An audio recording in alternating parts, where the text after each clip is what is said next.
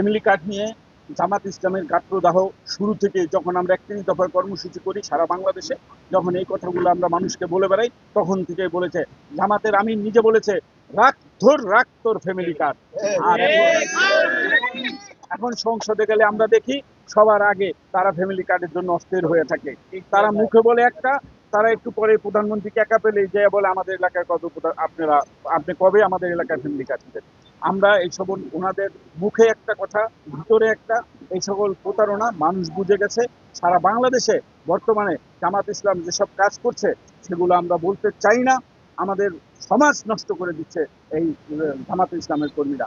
আমরা তাদেরকে বলতে চাই, আপনারা মুখ এবং ইমান সকল আল্লাহরকে হাজির নাজির করে আপনারা সেইভাবেই চলবেন, ভালো থাকবেন, ভালো কাজের সাথে থাকবেন। আমরা সকল সময় বাংলাদেশে ২০ কোটি মানুষের দেশ, এই দেশের যে বিদ্যুতের চাহিদা আগে ছিল তার থেকে ৩ গুণ বিদ্যুতের চাহিদা বেড়ে গেছে। এখন ব্যাটারি চালিত অটোরিকশা থেকে শুরু করে অনেক কিছুই আমরা এখন ব্যাটারিতে ব্যবহার করছি।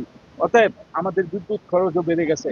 আর গভর্নমেন্টকে বিদ্যুৎ খাতে আপনারা জানেন ৮ টাকা দিয়ে বিদ্যুৎ কিনে ১৪ টাকা দিয়ে বিদ্যুৎ কিনে ৮ টাকায় বিক্রি করে, মানে ৬ টাকা এক ইউনিট বিদ্যুতে সরকার ভর্তুকি দেয়।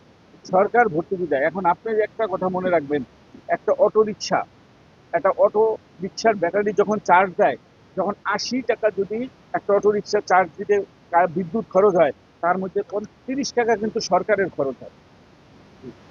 সরকারের খরচ হয় কত? ৩০ টাকা। তাহলে সরকার এই ভর্তুকি কতদিন দিতে পারবে? যে হারে আমার এই একটা উদাহরণ শুধু আপনাদের একটা উদাহরণ দিলাম, তাহলে আপনি হিসাব করেন ২০ লক্ষ রিক্সা, যদি ২০ লক্ষ অটো রিক্সা যদি থাকে, তাহলে প্রতিদিন যদি ৩০ টাকা করে দেয়, তাহলে মাসে কত হয়?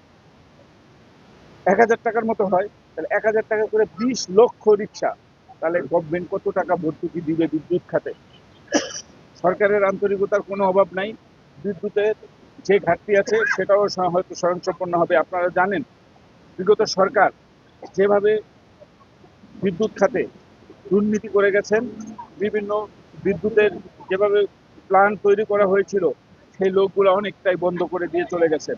আবার বন্ধ করে দেওয়ার পরও তাদের নিয়ম অনুযায়ী গভর্নমেন্টের একটা ভর্তুকি সেখানে দিতে হয়, গভর্নমেন্টের একটা ভর্তুকিও সেখানে দিতে হয় সেই বিদ্যুৎ খাতে।